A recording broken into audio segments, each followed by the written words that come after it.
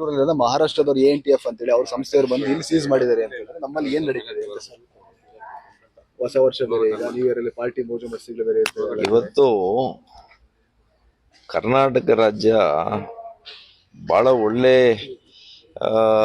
ಸಂಪ್ರದಾಯವನ್ನ ಇಟ್ಕೊಂಡಿತ್ತು. ಅನೇಕ ವಿಷಯಗಳು, ಒಳ್ಳೆ ಕೆಲಸಗಳಿಗೆ ಪ್ರಸಿದ್ಧಿಯಾಗಿತ್ತು.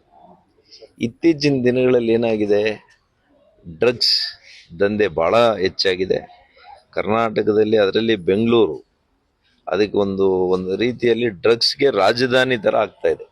ದಕ್ಷಿಣ ಭಾರತದಲ್ಲಿ ಒಂದು ರೀತಿಯಲ್ಲಿ ರಾಜಧಾನಿ ಥರ ಆಗ್ತಾ ಇದೆ. ನೋಡಿ, ನಮ್ಮ ಪೊಲೀಸ್ ಇಲಾಖೆ, ಈ ಇಂಟೆಲಿಜೆನ್ಸ್ ಸಿಸ್ಟಮ್ ಏನು ಮಾಡ್ತಾ ಇದೆ, ಹೋಮ್ ಡಿಪಾರ್ಟ್ಮೆಂಟ್ ಏನು ಮಾಡ್ತಾ ಇದೆ, ಈ ಸರ್ಕಾರಕ್ಕೆ ಏನಾದರೂ ಕಿಂಚಿತ್ ಬದ್ಧತೆ ಇದ್ದಿದ್ರೆ ಈ ಫ್ಯಾಕ್ಟ್ರಿಗಳನ್ನು ಅವರು ಸೀಸ್ ಮಾಡ್ತಾರೆ. ಮಹಾರಾಷ್ಟ್ರದ ಪೊಲೀಸರು ಬಂದು ಬೆಂಗಳೂರಿನಲ್ಲಿ, ಕರ್ನಾಟಕದಲ್ಲಿ ಬಂದು ಡ್ರಗ್ಸ್ ಇರುವಂಥ ತಾಣಗಳನ್ನು ಅವರು ಪತ್ತೆ ಹಚ್ಚಿ ಅವರು ಸೀಸ್ ಮಾಡ್ತಾರೆ ಅಂದರೆ ಇವರಿಗೆ ನಾಚಿಕೆ ಏನಾದರೂ ಇದೆಯಾ?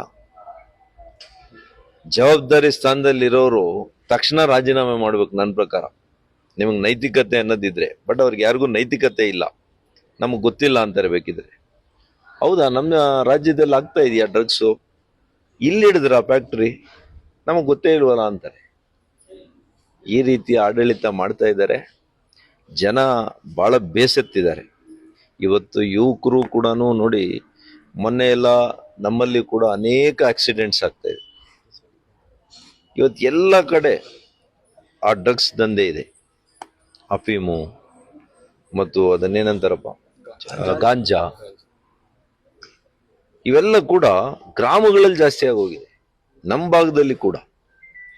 ಹಾಗಾಗಿ ಇದಕ್ಕೆ ಒಂದು ಪೊಲೀಸ್ ಇಲಾಖೆ, ಗೃಹ ಇಲಾಖೆ ಏನ್ ಮಾಡ್ತಾ ಇದೆ, ಬಹಳ ಗಂಭೀರವಾಗಿ ತಗೊಂಡು ಇದನ್ನ ಏನು ಮತ್ತೆ ಇನ್ನೊಂದು ಪಂಜಾಬ್ ರಾಜ್ಯ ಮಾಡಬೇಕು ಅಂತ ಹೊರಟವ್ರ ಕರ್ನಾಟಕನ.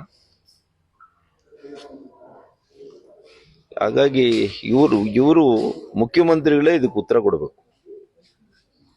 ಇದು ಮಹಾರಾಷ್ಟ್ರದ ಪೊಲೀಸರು ಬಂದು ಹಿಡ್ಕೊಳ್ಳೋವರೆಗೂ ಕೂಡ ನಮ್ಮ ಪೊಲೀಸವರು ನಿದ್ದೆ ಮಾಡ್ತಾವ್ರ ಅಥವಾ ರಿಯಲ್ ಎಸ್ಟೇಟ್ ದಂಧೆಯಲ್ಲಿ ಭಾಗಿಯಾಗಿದ್ದಾರ?